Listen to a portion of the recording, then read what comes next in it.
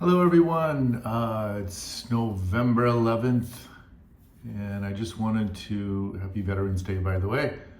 I just wanted to talk about anxiety in ASD, and this is for teens, preteens, and adults.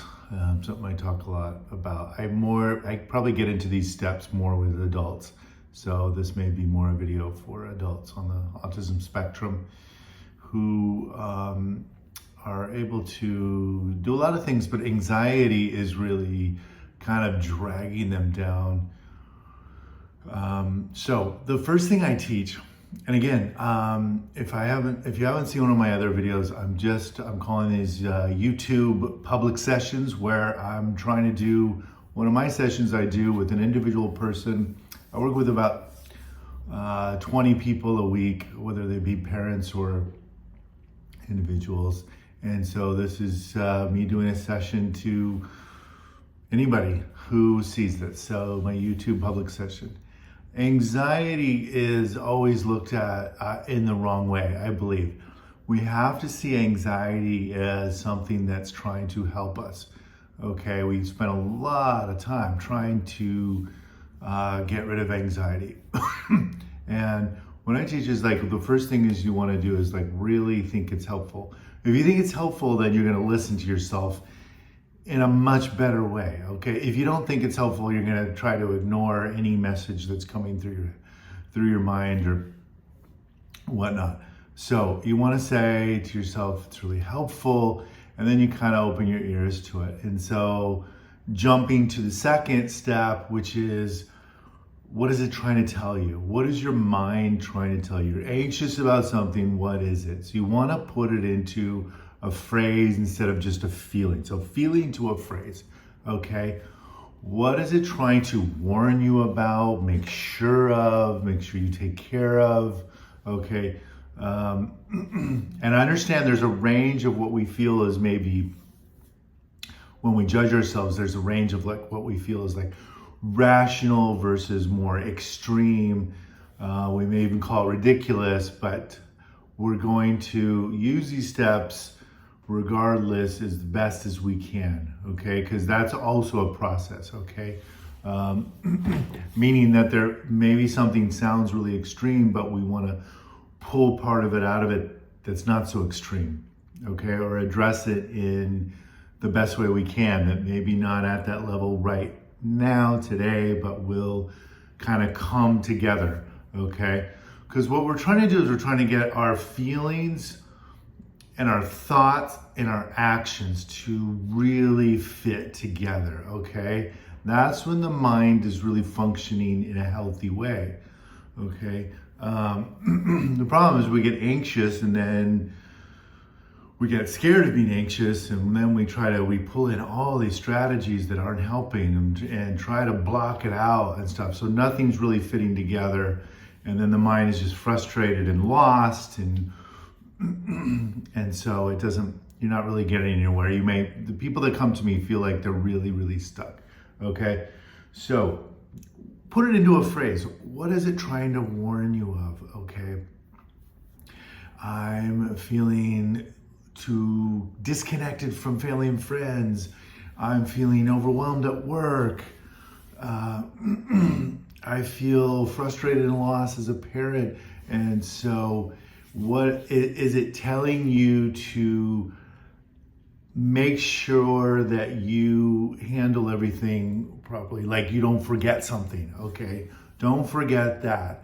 And you may be getting ready for a difficult meeting with someone, and it's saying, I want to make sure this meeting goes as well as it can. But when that comes in as a feeling, it comes in as like a giant, mushy, just painful mess, and it just seems so unhelpful. It's like, I know I have to go to this meeting. I know I have to talk. I have to confront this person, okay? I have to communicate, okay? I know. And then we kind of get exasperated, and we just want it to shut up, basically, okay? But it's trying to make sure that something goes okay or that you're okay in the immediate future, okay? And so when you listen and you put it into words, it's a little bit more, it's a little easier to work with, okay, than a feeling. I say, what do we do with a feeling, okay? It's difficult. So take that phrase and create an action plan. Now, the action plan, we're not trying to solve years of anxiety in the next 20 minutes, okay? We're slowly building towards this connection, okay, of what are we feeling, what are we saying, 1, 2, 3, what are we feeling, saying, and what are we doing about it, and how does that coincide? So, now, what are you doing? It could be something so minimal. Again, we're trying to get the train out of the station here. Give yourself a break. We may write down what we're going to do about one thing we're going to do. You know what, I'm going to call this person, okay? What is my plan? I'm doing something about it, okay? Again, at the end, 1, 2, 3, could be a 4, but at the end, you want to say thank you. You want to thank yourself, okay, for saying that, okay? Because that really kind of begins to cement the gratitude, the flipping this thing 180 degrees and saying, my anxiety is trying to tell me something and make sure of something, okay? So you want to take an action. That action could be bigger, but again, remember, I can't say enough times, this is a process. Many of you have probably thought of some of this, but like you might get frustrated and then you go back to just being really uncomfortable and trying not to feel uncomfortable. That's usually people's approach when they come to see me. I am uncomfortable and I'm trying not to feel uncomfortable, and that's my whole program. Can you help me in any other way? That's usually what I get, okay? And so we want to try to break this down, make this more of a connectivity and learn from ourselves. Again, the message I'm going to leave you with, listen to yourself, okay? Thank you. Good luck.